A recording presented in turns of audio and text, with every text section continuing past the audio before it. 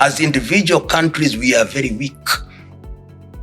And we can only be strong if we unite. And our unity must be unity of purpose. When Africa first waved its political flags of independence, many believed the battle was finally over. The colonial rulers had gone, the national anthems had changed, and new flags flew proudly over the continent. But beneath the surface, one chain remained untouched, the chain of monetary control. And that chain didn't just linger. It tightened. In 2025, Africa doesn't need tanks on its soil to be subdued.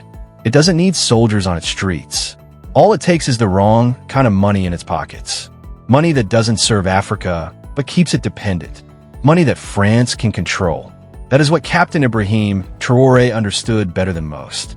While African politicians continued flying to global forums, chasing development loans, and sitting through IMF lectures, their currencies were being silently weaponized against them.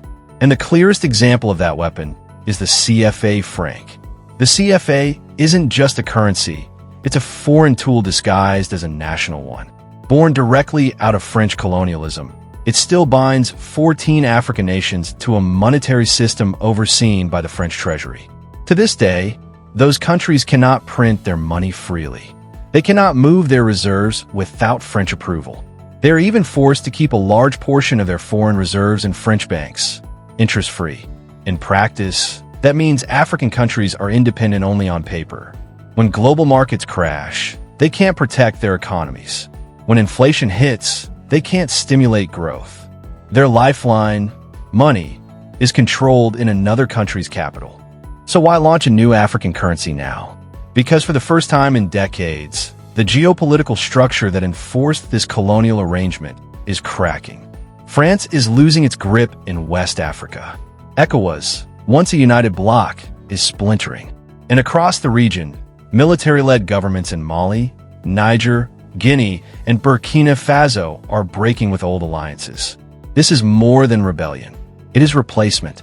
Traoré understands that no revolution is real if your economy still runs on your oppressor's pen. Launching Afro Money wasn't a gamble. It was a necessity. The global system is designed to punish independence and reward dependence. Countries that try to break away, whether by de-dollarizing, leaving the CFA, or resisting Eurobond traps, are quickly hit with currency downgrades, sanctions, or trade freezes. Rather than patch a broken system, Traoré chose to build something new. A currency no foreign power could freeze, delay, or devalue. And he is not alone. Across Africa, whispers of monetary independence are growing louder. Leaders are watching, movements are spreading, and a new generation of Africans, tired of old systems, is ready to embrace something that feels like ownership, not obligation. But a currency is more than an economic tool. It's also a cultural weapon. Every nation reveals its priorities through the designs on its banknotes. The American dollar features presidents and founding fathers. The euro highlights bridges and gates, metaphors for unity. But Afro Money takes a different path. It doesn't appease history, it corrects it. Hold an Afro Money note in your hand, and you aren't just holding currency, you're holding a manifesto. Instead of bland monuments, Traoré chose revolutionaries who were killed, exiled, or demonized by the very powers Afro Money is designed to confront. Thomas Sankara, assassinated after challenging Western debt systems. Patrice Lumumba, executed with foreign complicity for daring to speak of true independence. Queen Nzinga, who resisted Portuguese colonization for decades. And Nelson Mandela, not the smiling elder celebrated later, but the sharp, underground fighter labeled a terrorist by the same powers that later praised him. These figures weren't chosen for nostalgia. They were chosen to rewire the African mind, to show that power doesn't come from foreign approval, but from defiance. Even their depictions are deliberate.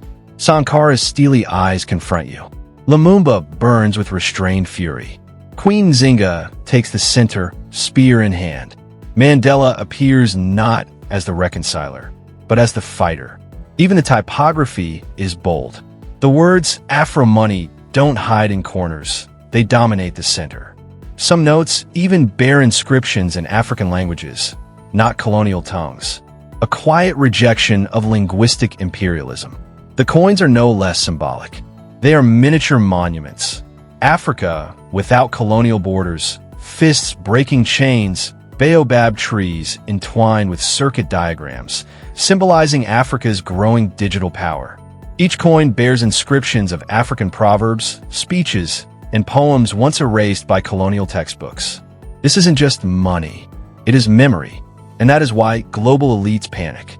Because money isn't only about buying and selling, it's about narrative control. Currency design is a daily history lesson. It tells people who to admire, who to respect, and who to forget. For decades, African currencies carried Western value systems by default.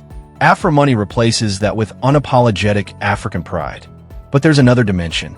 Afro Money forces African leaders themselves to take a side. You cannot stand next to Sankara's face on a banknote while signing military deals with the powers that killed him. You cannot praise Lumumba while dining at IMF banquets. Afro Money is not only a currency, it is a mirror.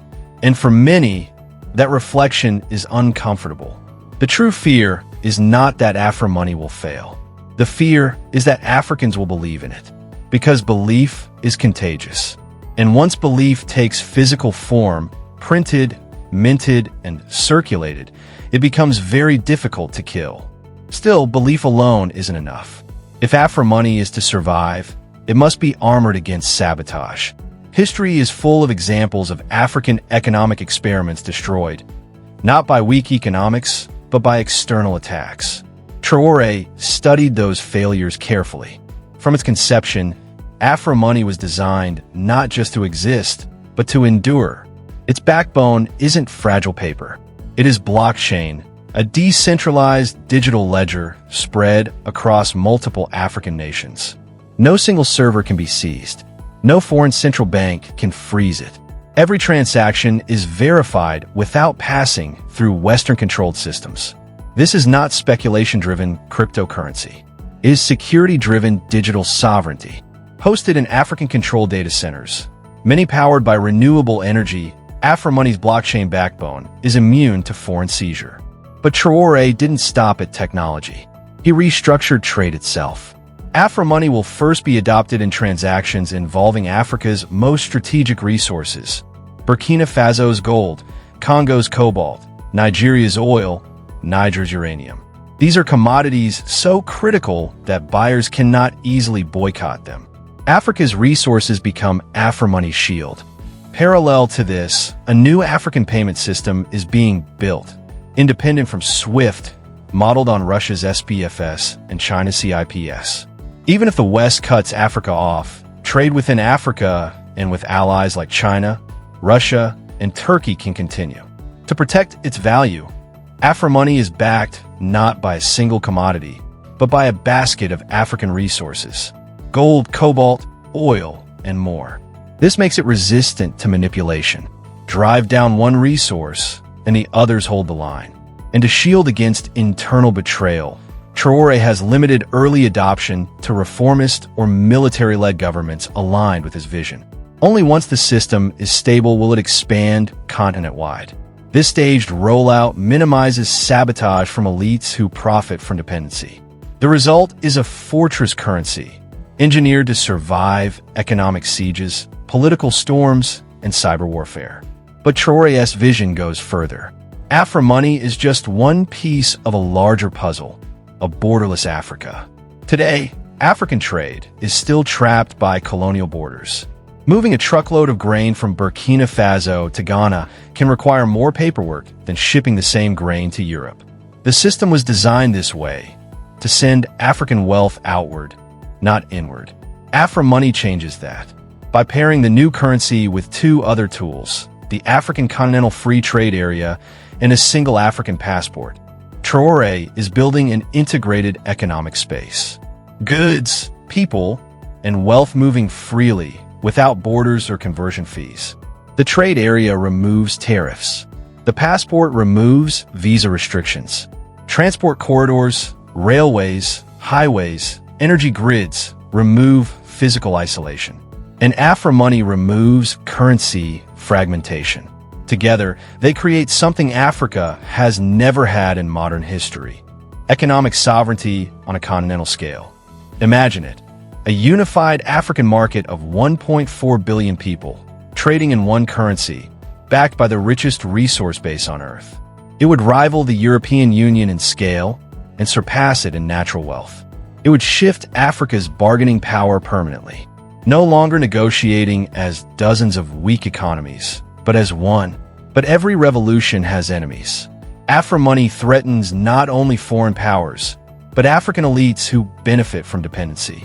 France is the first to lose. Afro Money erodes the CFA franc, ending Paris's quiet monetary empire in Africa. Billions in reserves, influence, and political leverage evaporate overnight. The IMF and World Bank are next. Their power rests on Africa's dependency on foreign loans.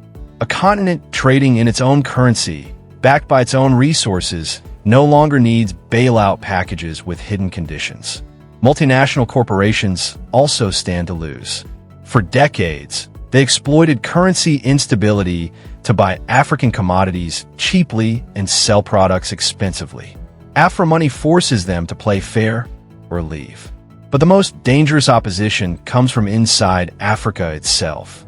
Leaders, bankers, and ministers who built their careers on foreign ties see Afro Money as a direct threat to their relevance. For them, its success means losing not just influence, but income. History gives a chilling warning. Leaders like Lumumba, Sankara, and Gaddafi who tried similar transformations were not merely opposed. They were eliminated. Assassinations, coups, destabilization. Africa has seen it all. In the modern era, the weapons may be subtler: cyber attacks, capital flight, propaganda campaigns, political sabotage. But the intent remains the same: kill the dream before it takes root. Traoré knows this. That's why he moves carefully, beginning with a core bloc of allied nations. The more countries adopt and defend Afro Money early, the harder it becomes to destroy without triggering a full-scale geopolitical confrontation. Yet the reality is harsh.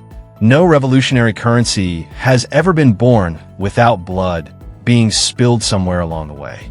Afro Money's survival depends on whether Africans, both leaders and ordinary citizens, are willing to defend it, not just in speeches, but in practice. Because the battle for Africa's future is no longer fought only with guns. It is fought in the wallets of 1.4 billion people. So who controls the money in Africa's pockets? Can a nation ever be free if its currency isn't? And if Africa refuses to defend Afro Money, then who else will? One thing is certain: the harder the world fights to destroy it, the more obvious it becomes why Afro Money was necessary in the first place. The real question is no longer whether it can work. The question is whether Africa is ready to protect it at any cost.